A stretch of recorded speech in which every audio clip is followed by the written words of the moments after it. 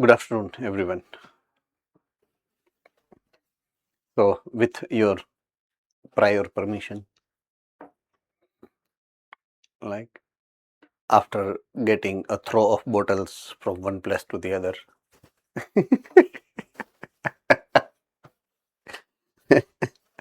let us start now. The process of replication, what we have studied yesterday, is with reference to Michelson and Stahl experiment that was based on the separation of two kind of DNA, by or considering their molecular mass weight. So we have used two kind of isotopes, N15 and N14, right? So that was one thing, that was one experiment, and that was the proof of experimental proof, in fact, of the semi-conservative model of the DNA, what we say, Watson and Crick has proposed that theory. Now, when we think about a mode of replication in chromosome during the cell division inside the cell, तो वहां पे हमें live देखना पड़ेगा, live observation करना पड़ता है.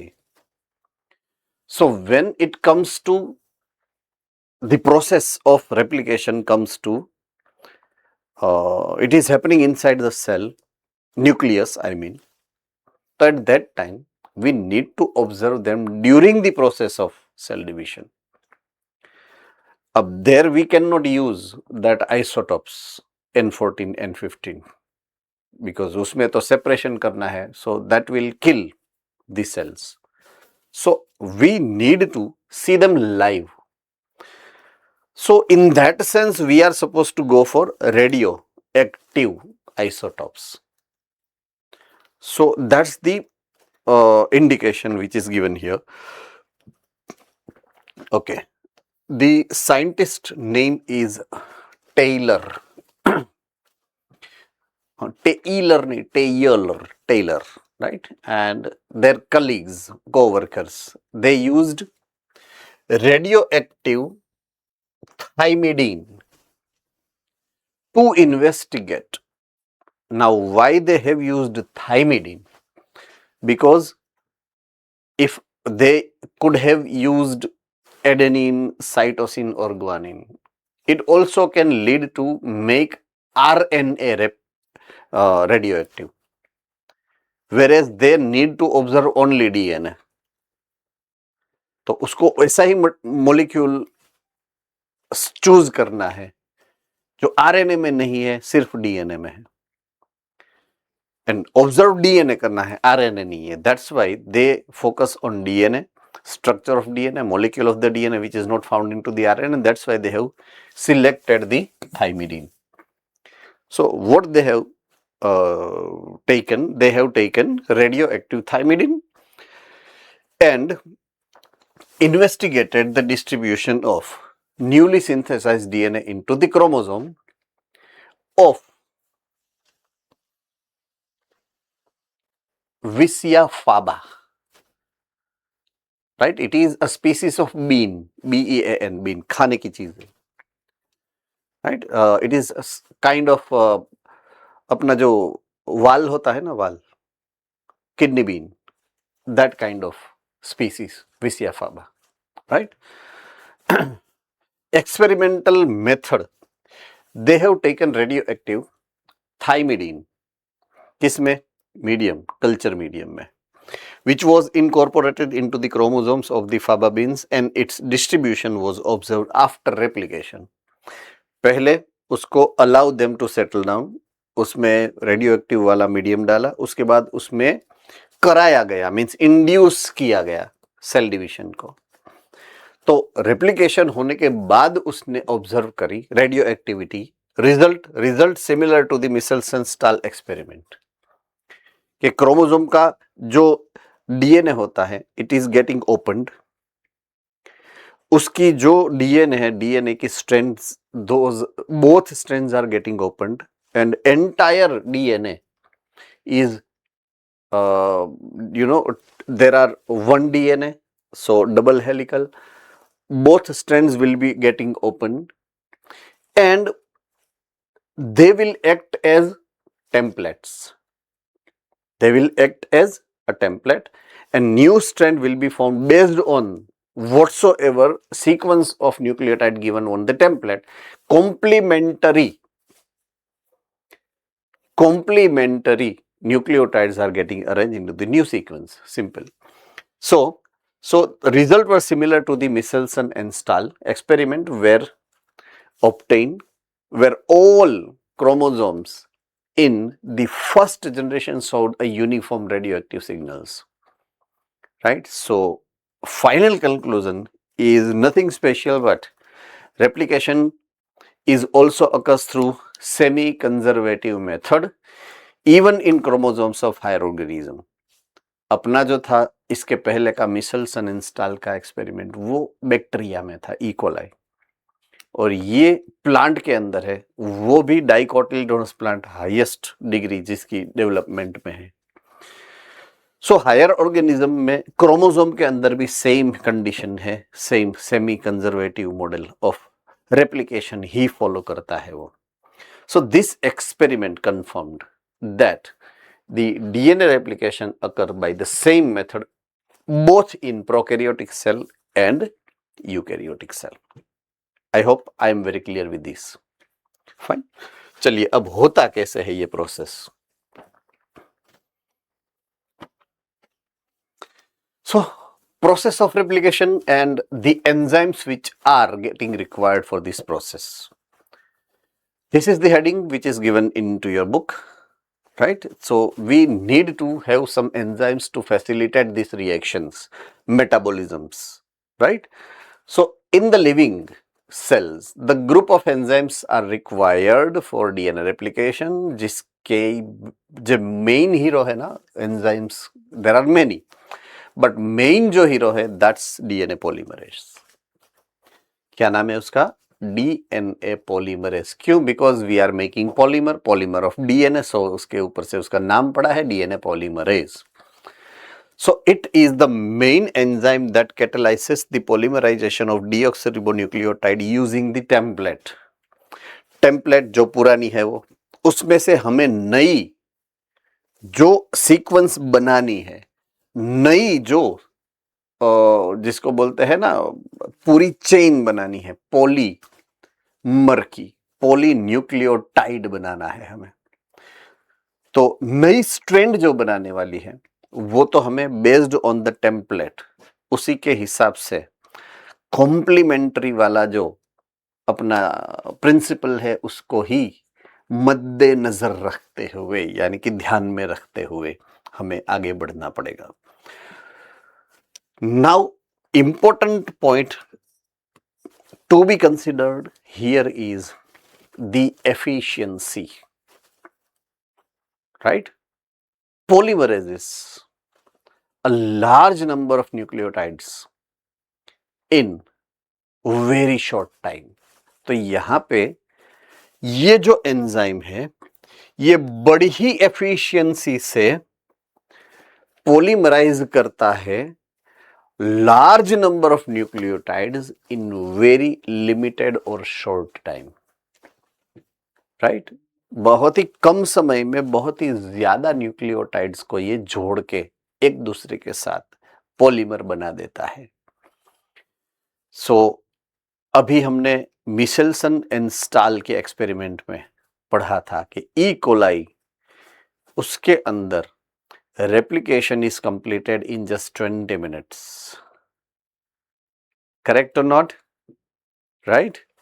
Alright. चलिए आगे बढ़ते हैं.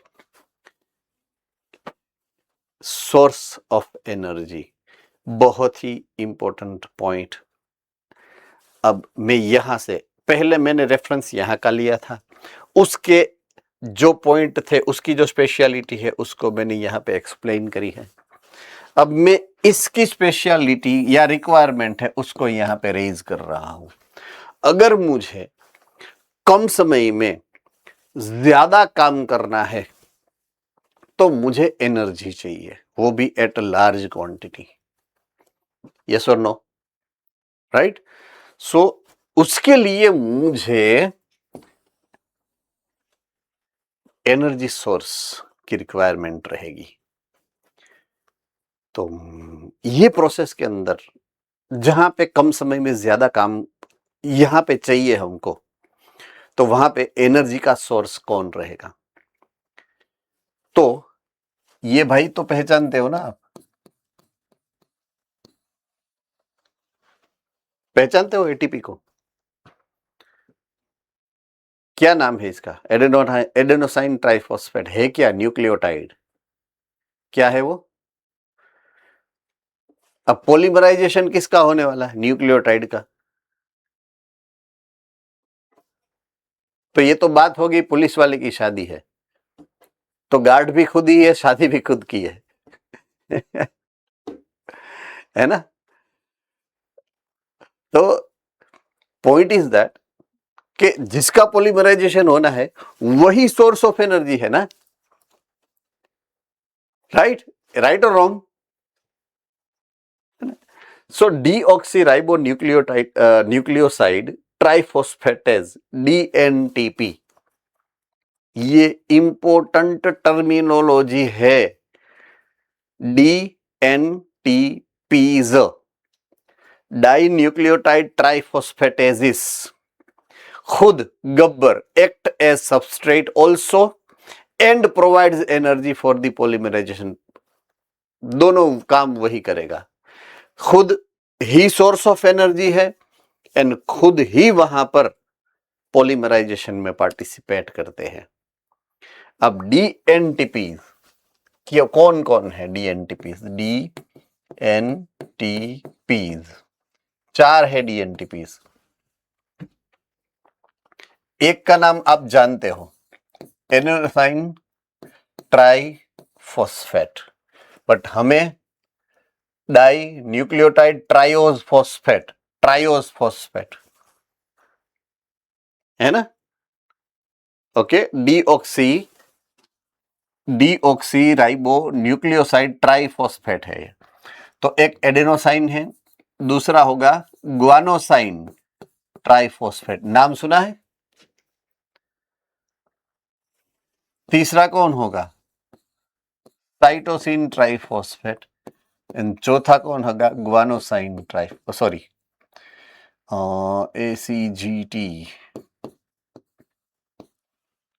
थाइमिडीन। रेडी? अब प्रॉब्लम ये है,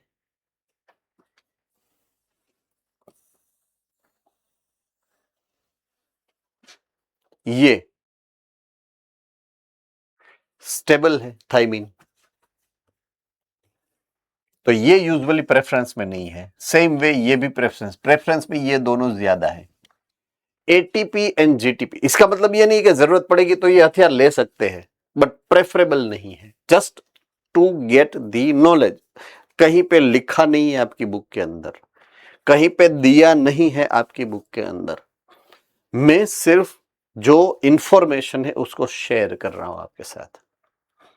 राइट? तो होते हैं 4 टाइप के dNTPs, ATP, GTP, CTP, TTP.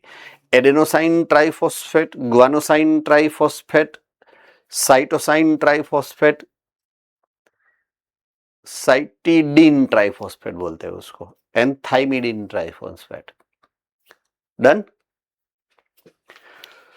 सो ये दो जो है उसमें से commonly getting utilized for the source of energy. ये खुद पार्टिसिपेट करते हैं पॉलीमराइजेशन में भी और खुद ही टूटकर एनर्जी देते हैं, दोनों काम यही करेंगे। सोर्स ऑफ एनर्जी भी वही है एंड पॉलीमराइजेशन के मोनोमर भी वही है।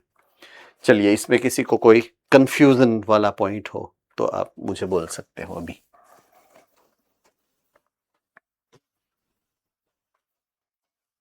Alright, the rate of replication in E. coli approximately is 1000 1000 nucleotide पर सेकेंड।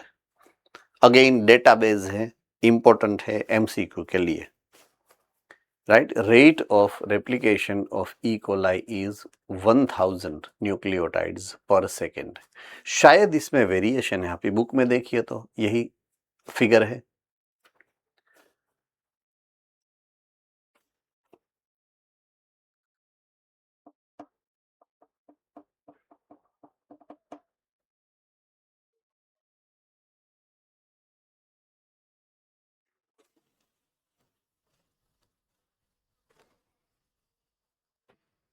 सेम है, 2000 दिया है, यहां पे 1000 है ना, ये सर नो, तो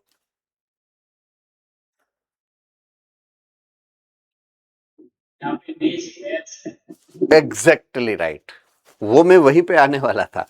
मैं फिगर यहाँ पे 1000 है, वहां पे 2000 है, राइट। वहां पे बेस पेयर है, यहाँ पे न्यूक्लियोटाइड है, उतना एक डिफरेंस मैंने रखा है intentionally.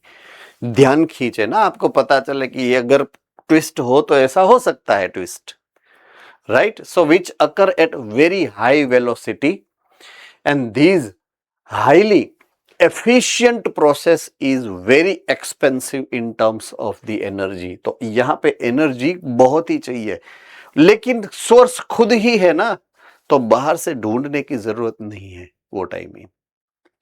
Is it very clear, है ना। तो वो कंपेंसेट कर सकते हैं डिमांड को। बाकी ये रिएक्शन जितनी स्पीड से चाहिए हमें, उतनी रैपिडली एनर्जी को मेटाबोलाइज करना हमारे लिए भी एक मुश्किल है, चैलेंज है। बट यहाँ पे ऑटोमेटिक ये रिजोल्व इसलिए हो जाता है, वो खुद ही एनर्जी के सोर्सेस बन जाते हैं इसलिए, राइट। सो दूसरे कोई मेटाबॉलिक एक्टिविटी में ऐसा नहीं होता है, सिर्फ यही एक रेप्लिकेशन की प्रोसेस ऐसी है कि जिसमें ये अगर हाई एनर्जी रिक्वायर्ड है तो उसके खुद के मॉलिक्यूल को ही वो यूटिलाइज करता है as a source of energy और कंपेंसेट कर लेता है अपनी रिक्वायरमेंट को। Doubt? Fine. So shall I move to the next point of discussion. यहां पर आपके सामने डीएनए के मॉलिक्यूल को with the angle of the process flow, तो वो जो होता है, जो प्रोसेस होता है, प्रोसेस का फ्लो होता है, उस हिसाब से एक्सप्लेन करा गया है और उसमें एक नाम आ रहा है, उसको बोलते हैं दी रेप्लिकेशन फॉर्क। ऐसा एक नाम है, रेप्लिकेशन फॉर्क। फाइन। अब एक्चुअल में आपकी बुक के अंदर जो गिवन डायग्राम है वो ये है, यहां पे गुजराती मीडियम वाला है, लेकिन डायग्राम तो आपके अंदर सेम टू सेम ही है, if you remember, right. Open your book, you can find this diagram into your book. Fine, all right. So let me highlight those important terminologies. यहां पर लिखा है कंटिन्यूअस सिंथेसिस और यहां पे लिखा है डिसकंटिन्यूअस सिंथेसिस।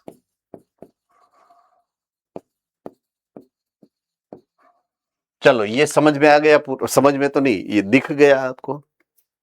अब ये किसके रेफरेंस से है? ये इसके रेफरेंस से है, ये नई जो बन रही है इसके रेफरेंस से है, ये जो है इसके रेफरेंस से है।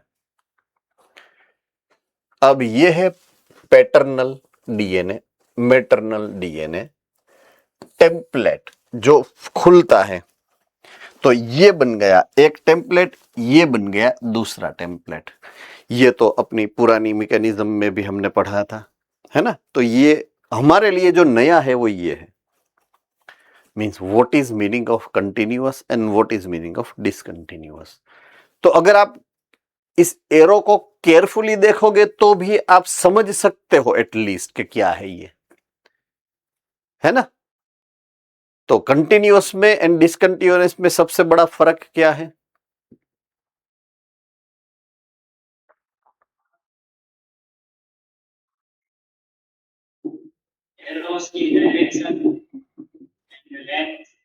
यस, नंबर वन सबसे बड़ा, दोनों एक दूसरे से ऊंधा अवड़ी दिशा में बन रहे हैं, है ना। सो सिंथेसिस की अगर डायरेक्शन आप पकड़ो तो डायरेक्शन क्या है? अब देखिए तो कौन से प्राइम से कौन से प्राइम तक? 5 प्राइम टू 3 प्राइम डायरेक्शन है उसकी। क्या डायरेक्शन है? 5 प्राइम से 3 प्राइम। 2 लेक्चर पहले मैंने ये बात समझाई थी आपको कि कभी भी अगर न्यूक्लियोटाइड की सिंथेसिस हो रही है तो उसकी डायरेक्शन एक ही है। रूल है ये, 5 प्राइम टू 3 प्राइम की डायरेक्शन में ही उसको बनना चाहिए। आई hope I am very clear. Ready? तो यहां पर वो कंटिन्यूअसली बन रहा है, यहां पे वो कटके में बन रहा है। पहले एक छोटा सा कटका बनेगा, बाद में छोटा सा कटका बनेगा, बाद में तीसरा कटका बनेगा, बाद में चौथा कटका बनेगा, ऐसे होगा। समझ में आ रही है बात? है ना? ओके, चलिए। तो अब कैसा, क्यों, किस लिए ऐसा होता है, उसके राज जानने के हम एक छोटे से प्रयास में आपको मैं ड्रैग करके ले जाता हूं, काठला पकड़ के, है ना। तो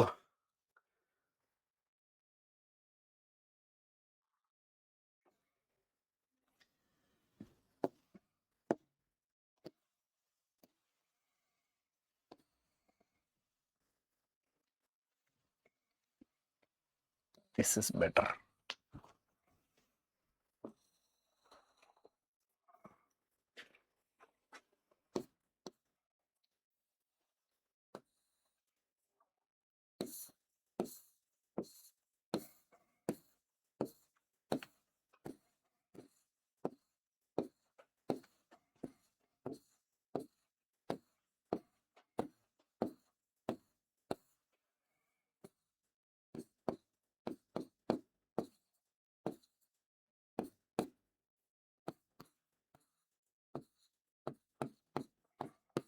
ऐसा कुछ है, हम मान के चलते हैं।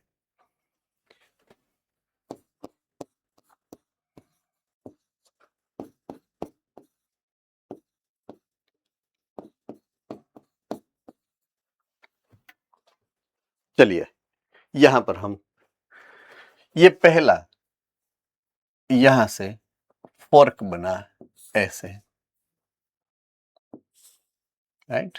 तो ये है अपना C और ये है अपना G। रेडी? अब जो बात एक हमें ध्यान देना है वो ये है,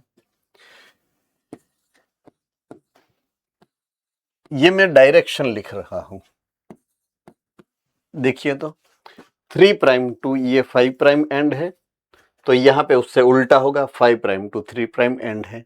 ये पता चल गया? यस और नो? ओके। अब मैंने इसको खोल दिया, तो ये एंड 5 प्राइम एंड वाला है, ये प्राइम 3 एंड वाला है।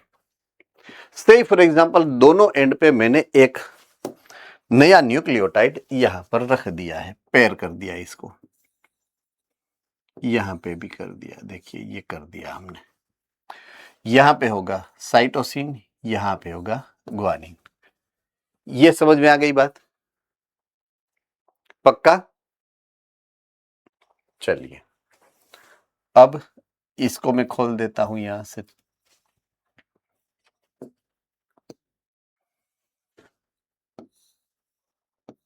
ये हो गया। तो नया होने वाला, नया ऐड होने वाला ये है 5 प्राइम एंड, ये है 3 प्राइम एंड। देखिए जो मैंने जो C को ऐड किया है वो ये स्ट्रैंड का ये 5 प्राइम हुआ, यस और नो? और ये स्ट्रैंड का ये 3 प्राइम हुआ। अब मुझे ये समझाइए कि मुझे अगर किसी नई सीक्वेंस में नया न्यूक्लियोटाइड डालना हो तो मैं किस डायरेक्शन में जाऊंगा? 3 प्राइम टू 5 प्राइम, यस, या 5 प्राइम टू 3 प्राइम? डायरेक्शन कौन सी होगी? 3 प्राइम टू 5 प्राइम होगी या 5 प्राइम टू 3 प्राइम होगी?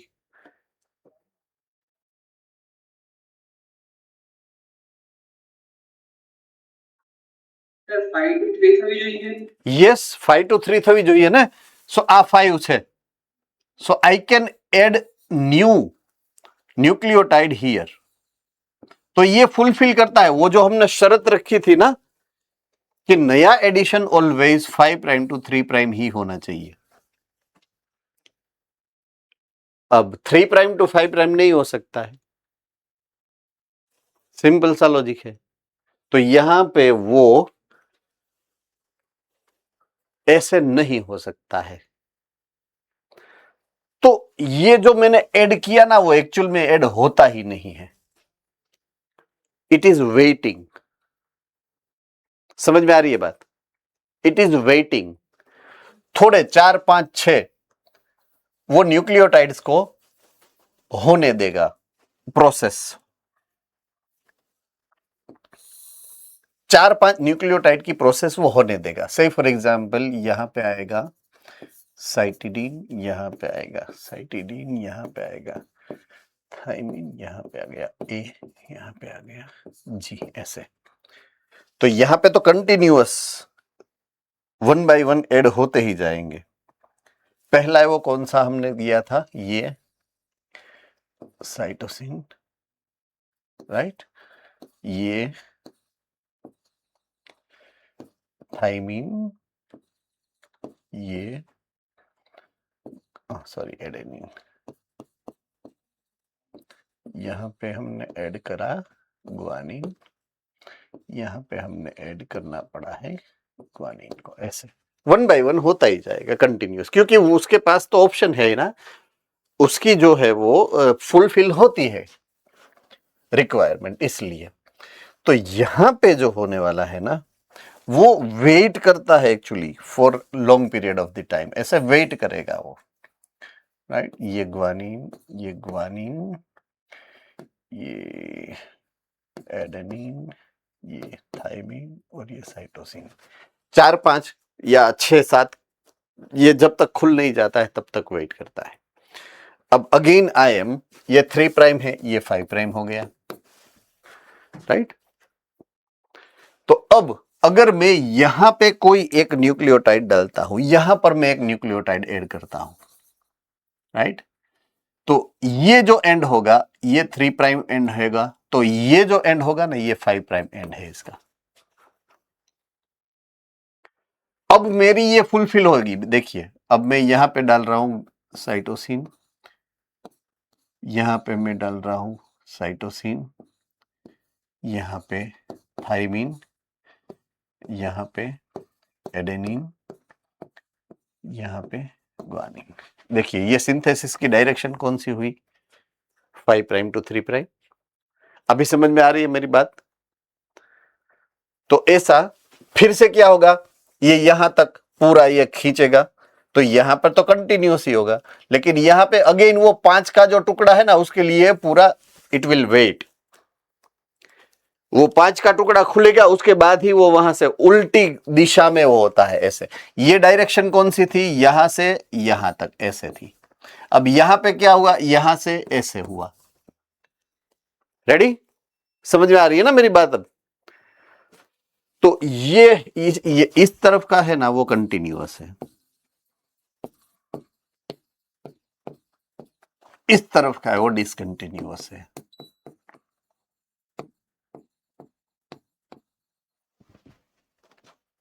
अब शायद आपको ये समझ में आ गया है.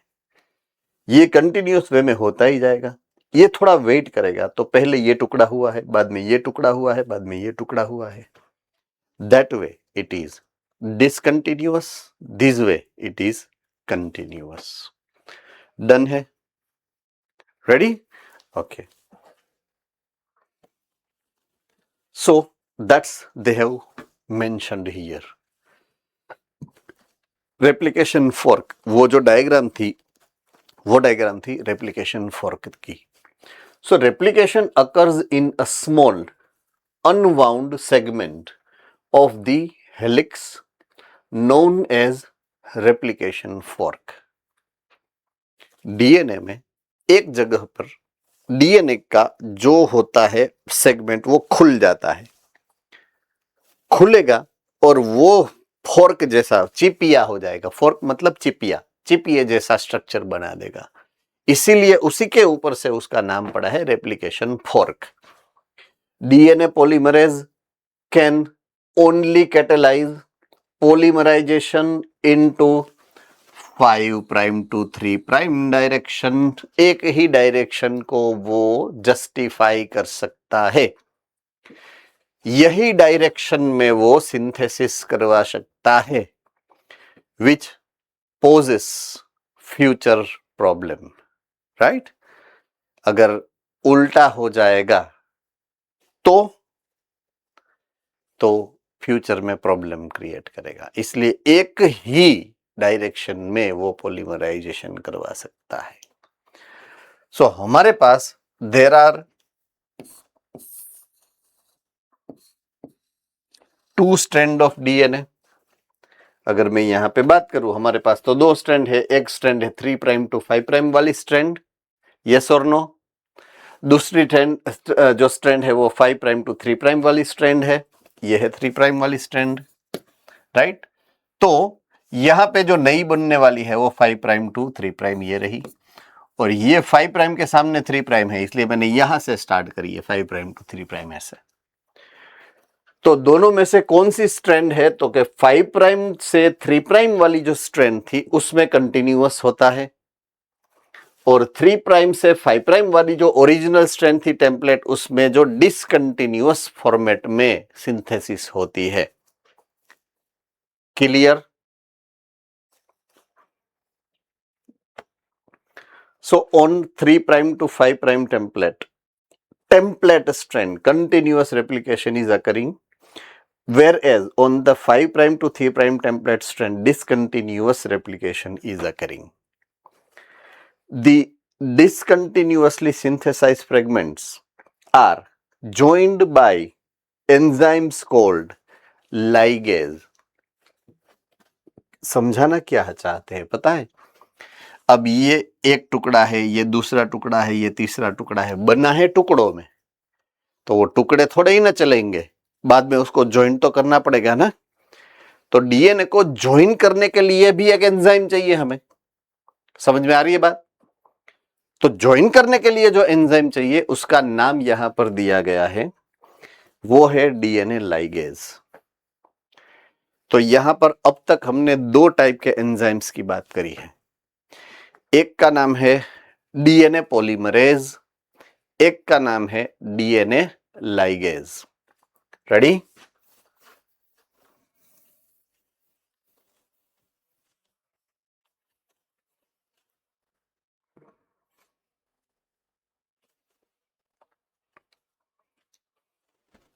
चलो, इसमें किसी को कोई प्रॉब्लम है? All right. Process of replication की बात करें तो उसमें जो main important terminologies specially replication fork के लिए हमें चाहिए, जो रेप्लिकेशन फोर्क के लिए, वो ये है, राइट। टर्मिनोलॉजीज को मैंने सेपरेट करके इसलिए आपके सामने रखा है कि शॉर्ट क्वेश्चंस है, एमसीक्यूज है, उसमें ये आपको मिसगाइड कर सकती है। मैंने क्या करा है, उसको पॉइंट वाइज ले लिया है यहां पर, राइट। तो जो वर्ड्स हम यूज करेंगे यहां पर, process of continuous and discontinuous replication in the replication fork includes this things, इतनी चीज है उसमें। एक जो स्ट्रैंड है उसको मैं बोलूंगा लीडिंग स्ट्रैंड। क्या बोलूंगा? लीडिंग। किसको लीडिंग बोलूंगा? जो कंटिन्यूअस है ना उसको। देखिए कंटिन्यूअस कौन सी है? जो 3 प्राइम टू 5 प्राइम है वो कंटिन्यूअस है, राइट। डिसकंटिन्यूअस कौन सी है? 5 प्राइम टू 3 प्राइम वाली कौन सी है? डिसकंटिन्यूअस है। अगर मैं प्रोसेस यहां से स्टार्ट करता हूं तो, राइट। तो 3 प्राइम टू 5 प्राइम की जो टेम्पलेट है उसमें क्या हो रहा है? कंटिन्यूअस। जो ये कंटिन्यूअस है ना वो लीडिंग है। क्या है? लीडिंग स्ट्रैंड है। कंटिन्यूअस सिंथेसिस की डायरेक्शन तो फिक्स ही है, नई जो सिंथेसिस होगी वो 5 प्राइम टू 3 प्राइम डायरेक्शन में ही होगी। रेडी? यस और no? Okay. Second, lagging strand. Lagging मतलब थोड़ा पीछे रह जाना, उसको लेगिंग बोलते हैं। तो थोड़ी बनी, बाद में थोड़ा वेट करा, बाद में एक नया टुकड़ा बना, बाद में थोड़ी वेट करी, बाद में नया टुकड़ा बना, बाद में थोड़ी वेट करी, तो वो वेट करते करते बनती है। I hope I am very clear with this. तो इसलिए उसको बोलते हैं हम lagging strand. Discontinuous synthesis in which, ये नया वर्ड आया, ओकाजाकी फ्रेगमेंट्स आर फॉर्म्ड। ये जो डिस्क्रिप्शन हमने समझा ना, ये डिस्क्रिप्शन सबसे पहले एक्सप्लेन करा था जापानीज साइंटिस्ट ओकाजाकी ने। तो ये जो फ्रेगमेंट्स है ना, छोटे छोटे टुकड़े, उसको उसी का नाम दिया गया है। अब ओकाजाकी फ्रेगमेंट्स बोला जाते हैं उसको। क्या बोला जाता है? Okazaki fragments. So Okazaki fragments are short newly synthesized DNA fragments of lagging strand, and they are synthesized by discontinuous passion. Right? All right? Okay. DNA ligase जो लास्ट अभी हमने पढ़ा, joins Okazaki fragments. Okazaki fragments को वो joint करता जाता है। Primase, नया एक एंजाइम आया, प्राइमेज। अब ये भी एक इंपॉर्टेंट रिक्वायरमेंट है, रिक्वायरमेंट, कि जब भी कोई भी नई न्यूक्लियोटाइड की पॉलीमर बनेगी, राइट, उस नए न्यूक्लियोटाइड के पॉलीमर में एक चीज फिक्स है कि उसकी जो इनिशियल मींस स्टार्टिंग पॉइंट होगी ना, से फॉर एग्जांपल मुझे यहां से स्टार्ट करना है, तो 5 प्राइम टू 3 प्राइम में 5 प्राइम एंड पे मुझे एक यहां पर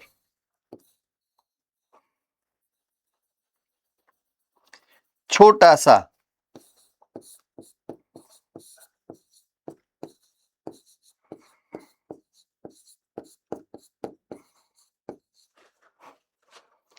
ओलिगोन्यूक्लियोटाइड रखना पड़ेगा। ओलिगोन्यूक्लियोटाइड का छोटा सा टुकड़ा, वहीं से ये स्टार्ट हो सकता है। राइट? अब ओलिगो का मतलब क्या होता है, किसी को पता है?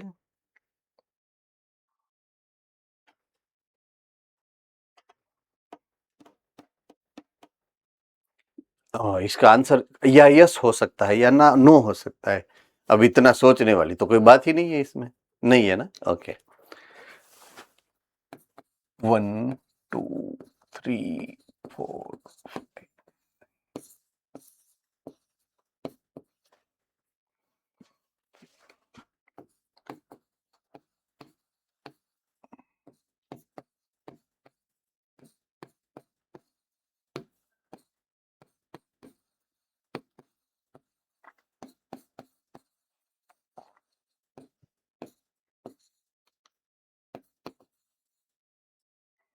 इसको क्या बोलते हैं? एक्साई बोलते हैं ना 6 को।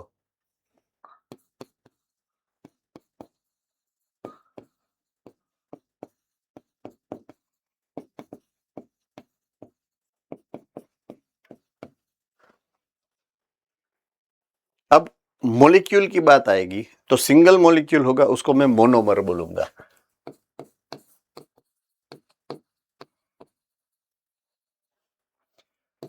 दो होंगे तो डाइमर बोलूंगा, 3 होंगे तो ट्राइमर, 4 होंगे तो, but up to 10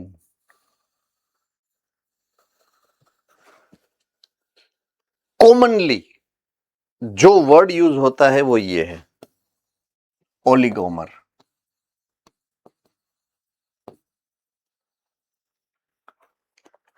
more than 2 है, ओनली अप टू 10, 3 to 10, तो वो ओलिगो बोला जाता है।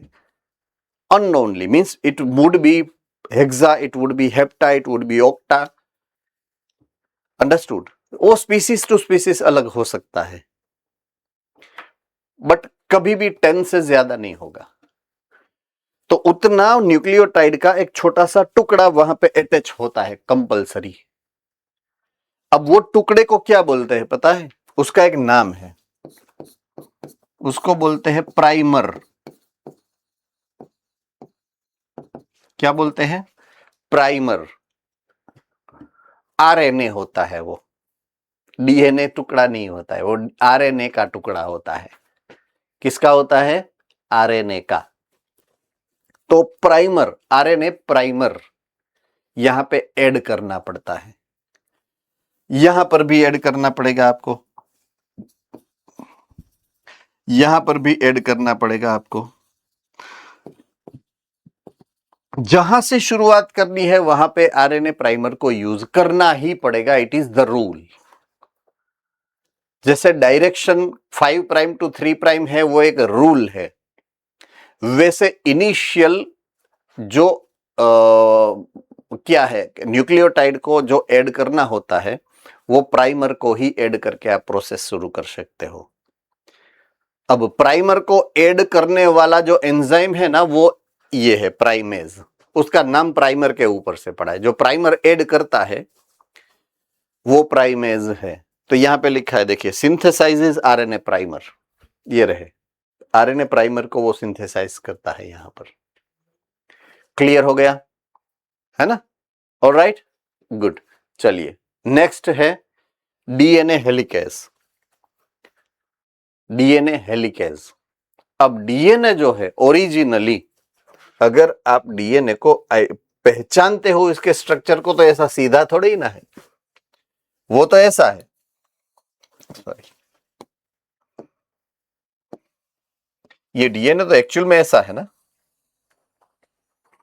ऐसा है, राइट? तो इसको खोलने के बाद वो ऐसा होता है, ऐसा तो सीधा होता नहीं है, सीधा करना पड़ता है उसको, ऐसे मरोड़ के खोलना पड़ता है। तो ये तो सबसे पहली प्रोसेस है, यहीं से तो वो शुरुआत होती है इस प्रोसेस की, कि डीएनए के जैसे कोयल है ना, कोयल को ऐसे उल्टा करके सीधा करा जाता है ना, उल्टा घुमेड़ के। ये काम करेगा डीएनए हेलिक्स को खोलने का, हेलिकेज। हेलिक्स कैसा होता है? ऐसे होता है, स्प्रिंग जैसा, लेकिन उसको सीधा करने का रिस्पॉन्सिबिलिटी है हेलिकेज का। So it is unwinds the DNA double helix. Double helix को खोलता जाएगा, जैसे ही खुलता जाएगा वैसा वो सीधी होती जाएगी। सो हेलिक्स को खोलने का काम करेगा हेलिकेज। अंडरस्टूड और नॉट? ऑलराइट। सो कितने एंजाइम के नाम हमने सीखे हैं? नंबर 1, शुरुआत होगी डीएनए हेलिकेज से, जो उसको खोलेगी, सीधा करेगी। प्राइमेज, प्राइमर को ऐड करेगी।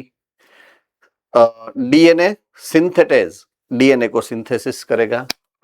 एंड लास्ट में लाइगेज, जो ओकाजाकी को फ्रेगमेंट को ज्वाइन करने का काम करेगा। 4 एंजाइम की बात हमने करी है अब तक। कितने एंजाइम्स की? 4 एंजाइम्स की बात समझी है हमने, राइट? इसमें किसी को कोई डाउट?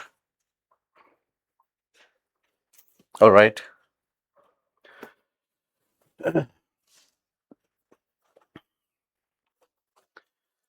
अब DNA is very long polymer,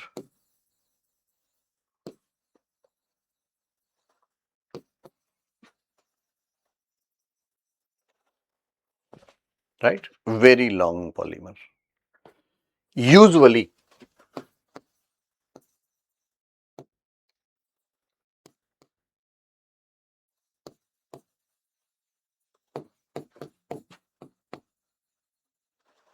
circular, छेड़ा तो होता नहीं है उसके अंदर। अगर सर्कल है, से फॉर एग्जांपल ये, तो इसमें कौन सा आप बोलोगे, पॉइंट ए या पॉइंट बी? एंड तो है ही नहीं ना इसका, तो प्रोसेस शुरू कहां से करे, उसका भी एक पर्टिकुलर पॉइंट है। कोई भी डीएनए के पास एक ऐसा पॉइंट होता है जहां से रेप्लिकेशन की शुरुआत होती है। अंडरस्टूड? एक ऐसा पॉइंट जहां से रेप्लिकेशन की प्रोसेस इनिशिएट होती है, स्टार्ट होती है। तो मेरे पीछे जो अपना सबसे पहला हेडिंग जो है ना, ओरिजिन ऑफ रेप्लिकेशन, ये वो पॉइंट है जहां से रेप्लिकेशन इनिशिएट होता है डीएनए में। ये बहुत ही इंपॉर्टेंट पॉइंट है जो हम बार बार यूज करने वाले हैं आगे, स्पेशली इन बायोटेक्नोलॉजी, राइट? बहुत ही इंपॉर्टेंट सा पॉइंट है, बायोटेक्नोलॉजी में फिर वापस आने वाला है। Origin of replication, it is a starting point of DNA replication. DNA replication का ये स्टार्टिंग पॉइंट है, which is a small segment of DNA, और वहीं से रेप्लिकेशन की प्रोसेस को शुरू होना है। सो ओरिजिन ऑफ रेप्लिकेशन क्या है? इसको शॉर्ट फॉर्म में ORI, ओरी बोलते हैं। ओरी, ORI। Ready? DNA polymerase itself cannot initiate the replication, point to be noted। वो polymerization करता है, इनिशिएट नहीं करता है। इसका काम इनिशिएट करना नहीं है। So if the DNA of bacteria and other organism, there are specific site, look, specific site from where the replication begins, और वो specific site को क्या बोला जाएगा? Origin of replication। So it is a specific site of DNA from where replication process begins। अब वो prokaryote में भी होती है और यूकैरियोट में भी होती है, दोनों में होती है। रेडी? ओके। अब होगा replication bubble. Now at the origin, से फॉर एग्जांपल ये सर्कुलर डीएनए है, आप ऐसा समझ लीजिए, ये राइट। अब ये ऐसा दिख रहा है, ऐसा है नहीं एक्चुअल में। ये कैसा है देखिए, मैं इतना सा बटका जो है उसको ऐसे करता हूं, देखिए ऐसा है,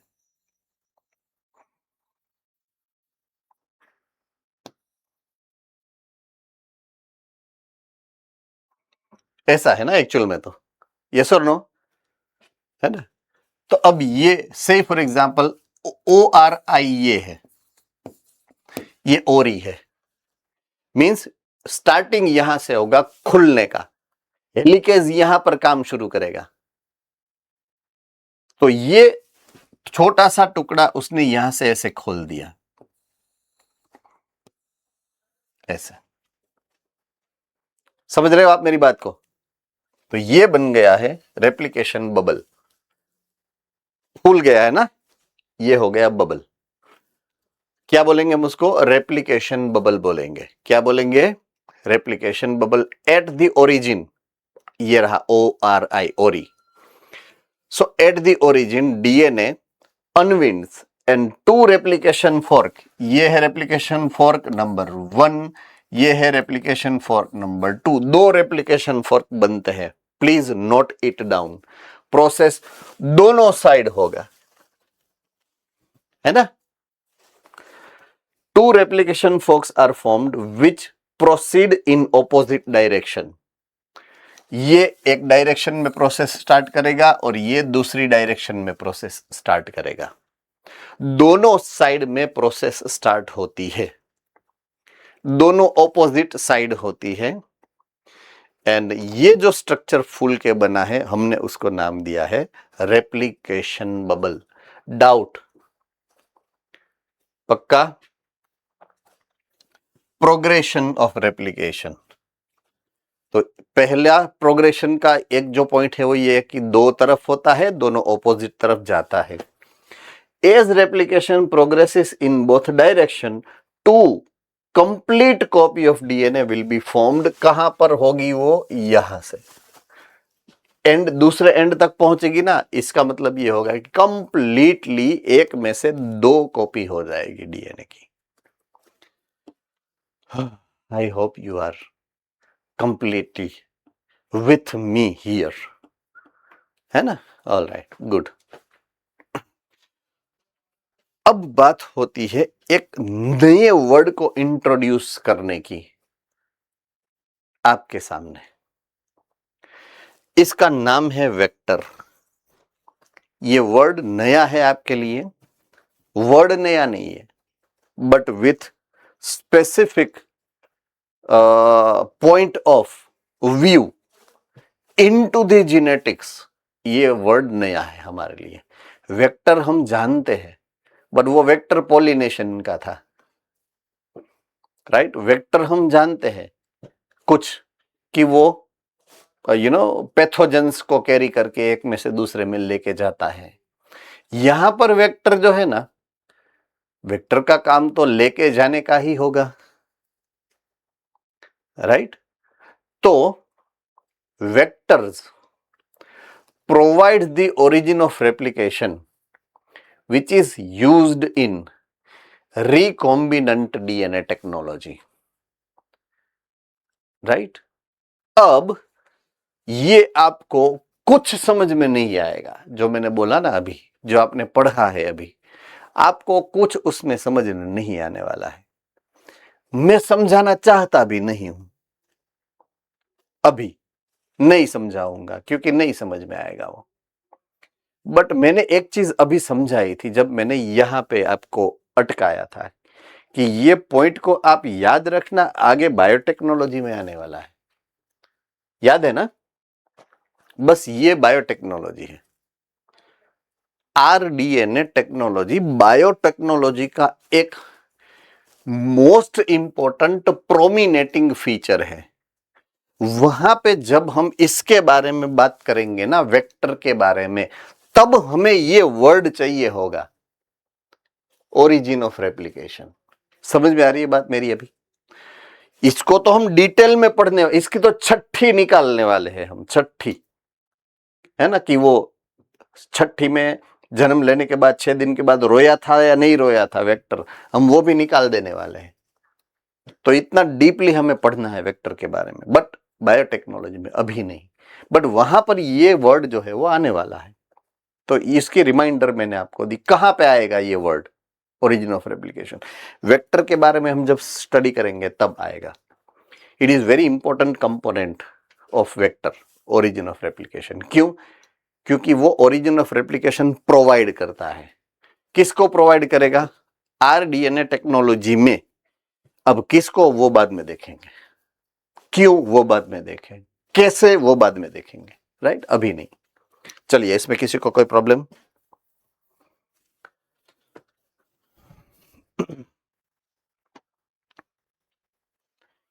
पुराना एंड नया दोनों को कंबाइन करा।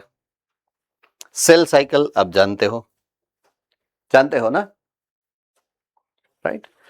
वहां पर डीएनए रेप्लिकेशन कहां पे होता है वो भी आप जानते हो, सेल साइकिल के एस फेज के अंदर। So usually in eukaryotic cells DNA replication occurs during the S phase of cell cycle. पता है ये तो सिर्फ जो बुक में दिया है तो मैंने लिखना मेरे फर्ज में आता था तो मैंने लिख दिया, राइट? अब क्या क्या होता है इसके अंदर 3 पॉइंट में समझाया गया है, आप ऑलरेडी जानते हो। DNA replication and the cell division cycle are largely linked. ये होता है तो ही ये होगा, इसको होना है तो इसको करना पड़ेगा, सिंपल। समझ में आ रही है? सेल डिवीजन करना है अगर, तो मुझे एस फेज में रेप्लिकेशन करना पड़ेगा। अब मैं वाइस वर्सा उल्टा लेता हूं, रेप्लिकेशन होता है तो ही सेल डिवीजन हो सकता है, सिंपल। तो एक दूसरे के ऊपर लिंक्ड प्रोसेसेस है। सेकंड, ये भी आपको ऑलरेडी समझा चुके हैं हम, पॉलीप्लॉइडी कब होगी? सेल डिवीजन में न्यूक्लियर डिवीजन हो गया, साइटोप्लाज्म का डिवीजन नहीं हुआ तो पॉलीप्लॉइडी होती है। याद आ गया? सो पॉलीप्लॉइडी और chromosomal abnormalities occur due to the lack of cell division after replication. Replication हो गया मतलब सेल डबल हो गए, सॉरी न्यूक्लियस डबल हो गए। आप समझ रहे हो? 2n में से 2n + 2n हो गए, लेकिन साइटोप्लाज्मिक डिवीजन हुआ ही नहीं, न्यूक्लियर डिवीजन हो गया तो पॉलीप्लॉइडी बन जाएगी। ये तो हमने 3 बार आगे भी पढ़ लिया है इनको, तो ये रिवाइज करा है again. DNA replication before cell division is essential. DNA का डुप्लीकेशन पहले ही हो जाना चाहिए, एम फेज के पहले हो जाना चाहिए। हमने क्या करा था, इसको 4 फेज में हमने डिवाइड किया है। एस पहले होता है G1, it is 1, second S, third G2 and fourth M। Ready? तो फोर्थ यानी कि डिवीजन फेज है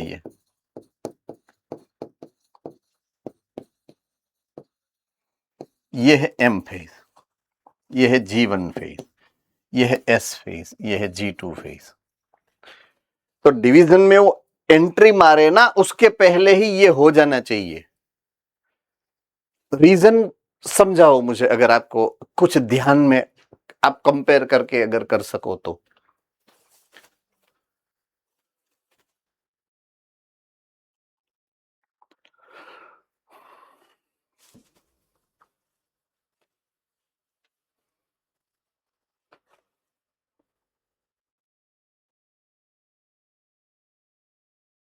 कुछ भी हो सकता है, आप कोई भी अपना लॉजिक जो आप समझ सकते हो, you can explain it.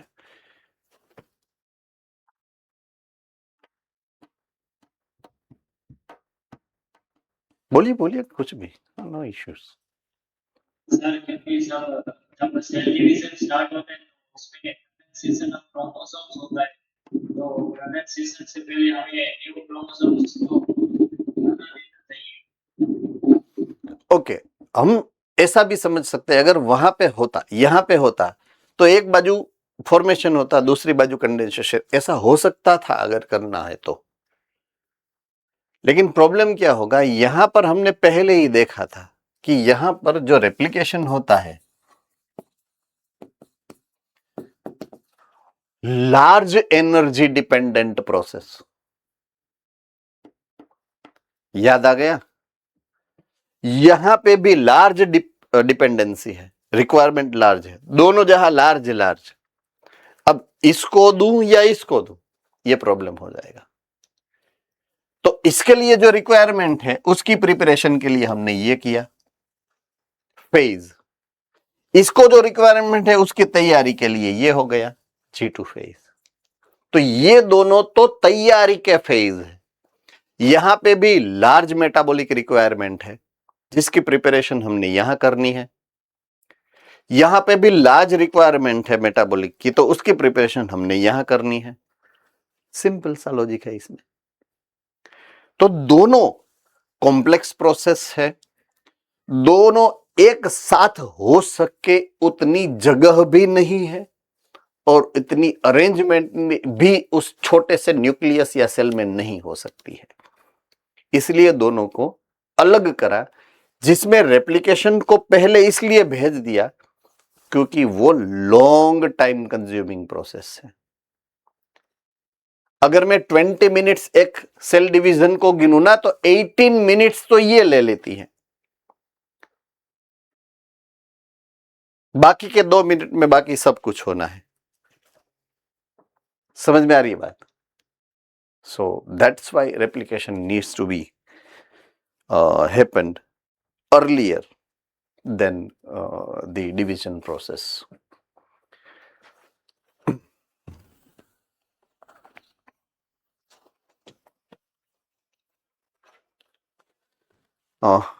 Understand?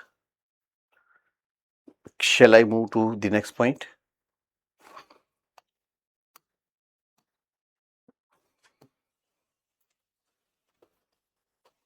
Next process for us to understand is transcription. मैं समझ चुका हूं 3 बज चुके हैं, है ना? आपको मुझे दिखाने की कोई जरूरत ही नहीं है, you know, by various mode कि it is a 3 o'clock. I understand कि it is 3 o'clock, बट मुझे कम से कम इतना तो बोलने दीजिए कि हम ट्रांसक्रिप्शन शुरू कर रहे हैं। नेक्स्ट जो नया पॉइंट है डेफिनेटली हम कल से ही स्टार्ट करेंगे, है ना। So I will see you tomorrow with transcription. आज हमने जो पॉइंट ऑफ व्यू को डिस्कशन में लिया है वो था